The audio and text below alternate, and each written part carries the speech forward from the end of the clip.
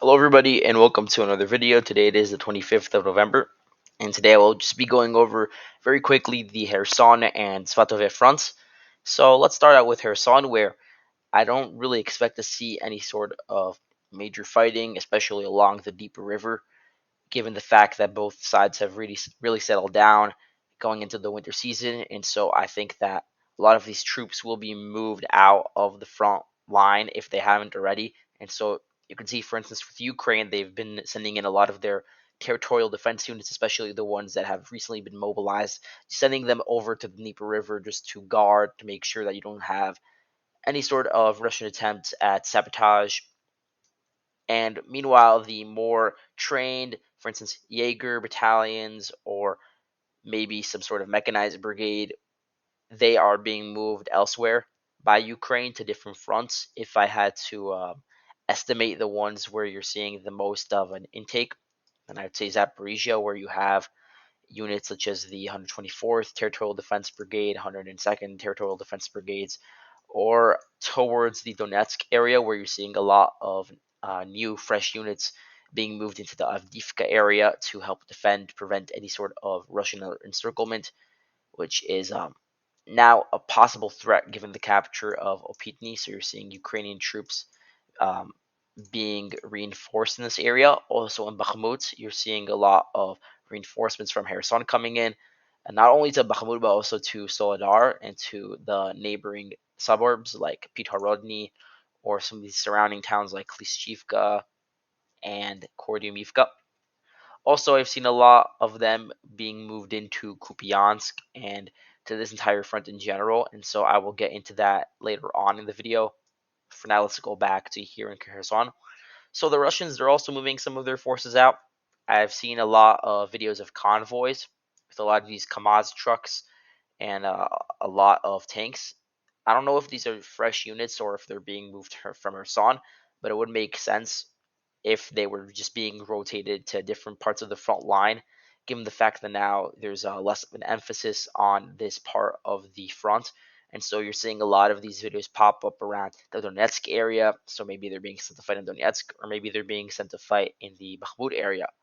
Both of those are options, and Russia really does want to at least make some minimal gains there or tie down Ukrainian troops there, cause them significant casualties. And so I wouldn't put it past Russia to be sending a lot of their units that I have mapped out over here. A lot of these air assault regiments, a lot of these Chechen units, they could be used elsewhere at the moment because if Ukraine is moving out their troops from this area, then there's no reason for Russia to keep them either. The only area where there could potentially be some action from the Ukrainians is the Kinburn Spit, which I want to get into right now because there are a lot of rumors that I've seen promulgated by the Ukrainian side about what's going on over here, and so I want to just like clarify the situation. So I have seen some say that the Ukrainians, ever since November 14th, they have been harassing the Russian fortifications in this area and launching recon probing attacks. That's all true. But I have seen some say that the Ukrainians have actually landed with their special operations units, specifically the 73rd Naval Center, which is stationed at Ochakiv right now, and take over towns such as Pokrovske, Vasilivka, and Horoyske. And now that the fighting is sort of relegated to the area around the Black Sea Biosphere Reserve, this is not true. The Ukrainians don't actually have a foothold on the peninsula yet.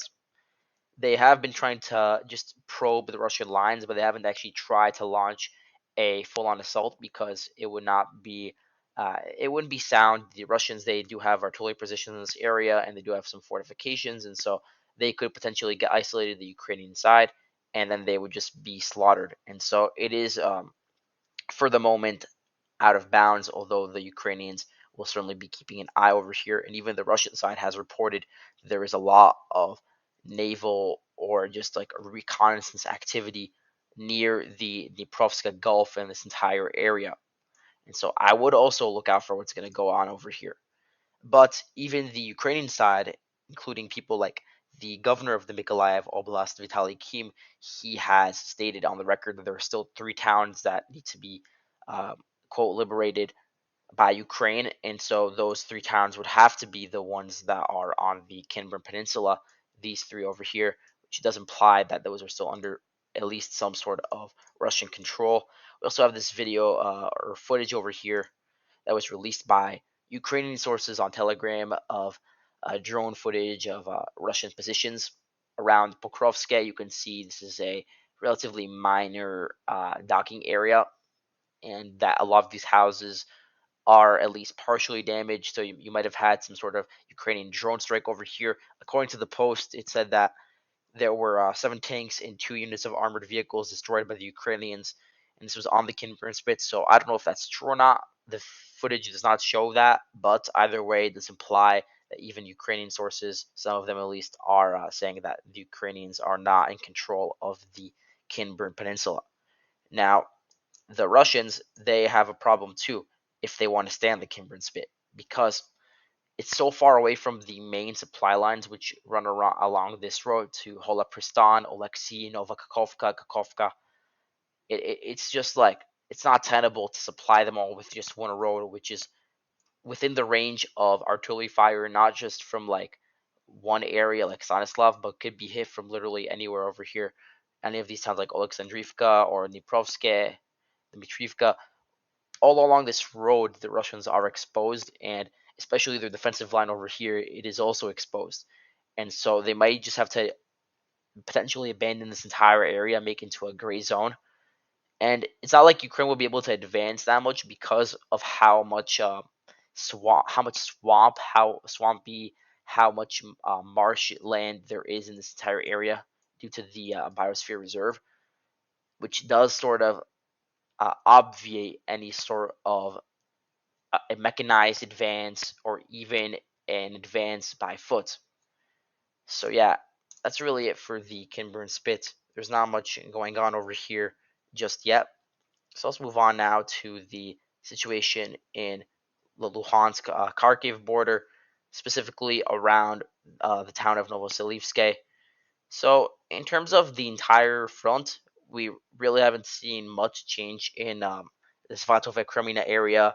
It's really just been artillery duels. You have seen over the past few weeks the Ukrainians tried to break through first at Kremina, then Ploschanka. None of that has really worked. The Russians have been able to stabilize the line over here, partially due to their artillery advantage. And we did actually see the Ukrainians shift focus towards advancing from the north to flank the Russian grouping in Svatove. So they would want to do this by taking over the highway. You can see that Kuzhimivka lies to the right of this highway over here. And so taking it over is important for dislodging Russian positions and getting some forward artillery positions as well to scout the lower elevation area in Svatove and to actually hit some targets over here. And so that's why it's so hotly contested. But it seems as if the Russians have dug in at Kuzhimivka, which is understandable. And despite relentless attacks by the Ukrainians, they have still been able to hold. So it is a tough nut to crack. But at least as of a month ago, the Ukrainians did have positions in Novoselivske. But it seems as if in recent days it has traded hands, in that now the Russians actually control the area. And we did see some photos that are allegedly from the town. I don't know if they actually are because I couldn't geolocate it myself, but it does look like it's from the town, just given the setting.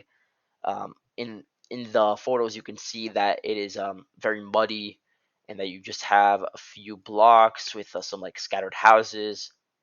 One of these like mail stations as well. So maybe the photo was taken outside of this mail station. I don't know. But anyway, there's also some drone footage showing some recent Ukrainian attacks. So you can see the video over here of the Ukrainians attacking Novoselivske with their tanks, infantry fighting vehicles, and they were pushed back by the combined efforts of the drones and the men on the ground. Any sort of Ukrainian assault over here could be um, sort of complicated by the fact that the roads here are very narrow. And so, really, on both sides, who have a lot of bushes, which are sort of making it difficult for the Ukrainians to advance because there's nowhere for them to move if the Russians launch an artillery strike or some sort of drone drops a munition on them. And so, yeah, that's part of the reason why it's so difficult. Also, there's the fact that the entire town is decimated. The Russians are dug in over here. They're not going to withdraw anytime soon. There's a lot of destruction in this town specifically.